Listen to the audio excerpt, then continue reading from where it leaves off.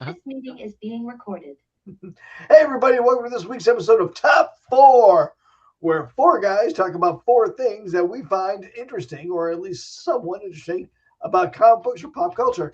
And this week, we're going to be talking about babysitters in comic books.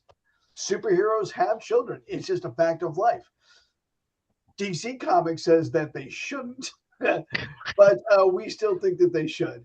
So we're going to go over some of the babysitters in comic books that we've liked. Oh man, I forgot about DC. I forgot a very obvious babysitter that I didn't think of. I know everyone's nodding their head now, thinking it too. We'll give them an honorable mention at the end. Who wants to go first with best babysitter? Ooh, I will because I stole your babysitter anyway, Tom. Let's go with Squirrel Girl. If you're gonna have someone watch your kids, Squirrel Girl is a perfect pick, I think.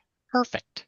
Yeah. She comes with a delightful critters to delight your children, and so she is the babysitter, aka sometimes full-time nanny for Luke Cage and Jessica Jones' daughter Danielle.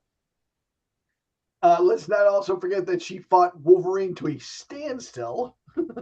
And they used to date. And they used to date, and he apparently had a restraining order against her at one point. So she is a formidable foe if someone goes to attack those kids. And she's the right babysitter age, quite frankly, when she first appears. So kudos to you, Josh, for stealing my pick of No problem. Squirrel Girl. You Tommy, who are you got? welcome. I've got Porcupine. That's right. In the Spider-Woman comic book in the Dennis Hopeless run, Porcupine actually was the Manny for Spider-Woman Jessica Drew's baby, Jerry. And he was a great babysitter. I mean, who wouldn't want Porcupine? One of the worst super suits that was ever designed as Better a than your weapon. super suit.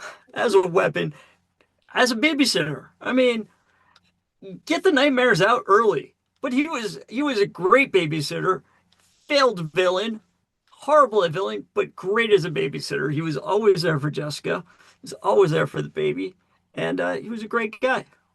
I just want to point out, so take a good look at his costume, and then let's go to Tom's pick and see if you can spot any similarities between the two costumes.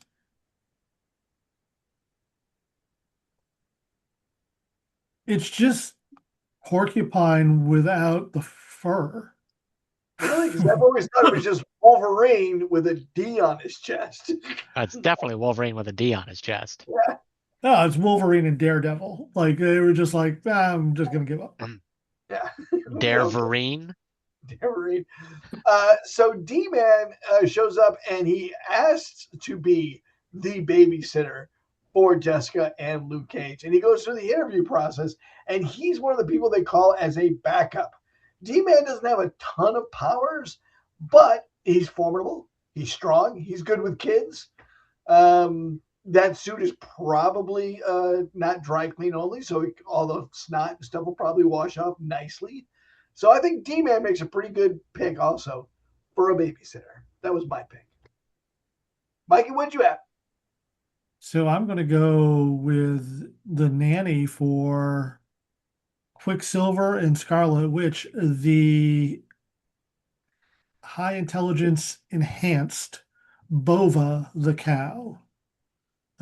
Because I remember reading that and going, oh, super intelligent cow. Awesome. And you don't have to worry about running out of milk. Yeah. Yeah. Yeah, she can milk herself.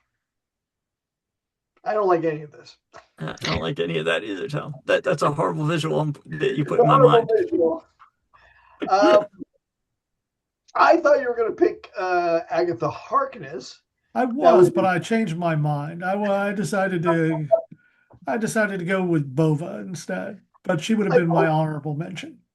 An ultra powerful witch who has a coven that has sworn a blood oath against her and is possibly in league with the devil. You don't think that's a better babysitter than a super intelligent cow?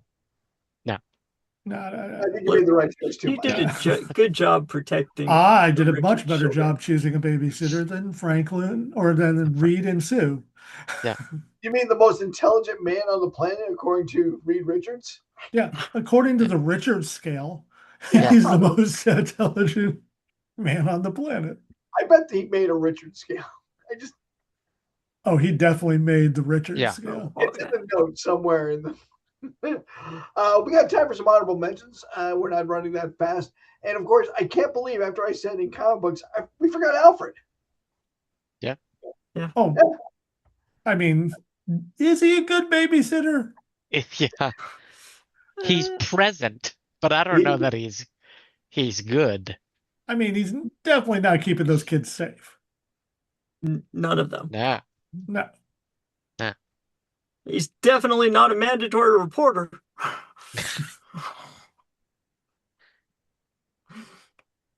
You made me laugh hard at least once an episode, and that might have been it, man. That was funny. You're right. He's not a mandatory reporter because he would have had to report a lot of stuff. A lot of A incidents. lot. A lot going on A in that couple mansion. of different Robins.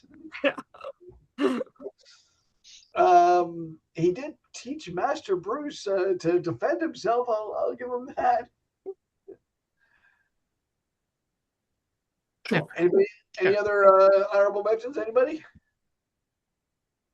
Ma Hunkel from the JSA. All right. She's not really a babysitter, but she kind of takes care of the JSA as a whole. She was the original Red Tornado, which was just her with a bucket over her head. How about Granny Goodness? That's a bad babysitter. That's a very bad babysitter. It's a bad babysitter, yeah. Bad babysitter. Yeah, I think if we're doing the Richard scale on evil babysitters, she's going the other way on that one. I feel like Watchdog from the Inhumans was always watching the kids. That was Lockjaw. Lockjaw, sorry. Lockjaw. Lockjaw was always, you're not wrong. Lockjaw was always put in charge of making sure the kids were okay. Yeah. All right. Good Okay. good ad on that one. All right, I think that'll do it for this week's episode of Babysitters and Comic Books. If the Jetsons made a comic book, of course, we'd have to go with Rosie. She was a babysitter once in a while. Yeah. But if you have a pick, let us know. Put it down in the comments. Tell us who we should have put up there. And also, if you don't mind, please do like and subscribe because we love that. And where else can they find us, Josh? Everywhere you can find podcasts. That's right, as the Long Box Guys. If you want to hear us more Everywhere. of it, look for us in the Long Box Guys. Yeah, don't be shy.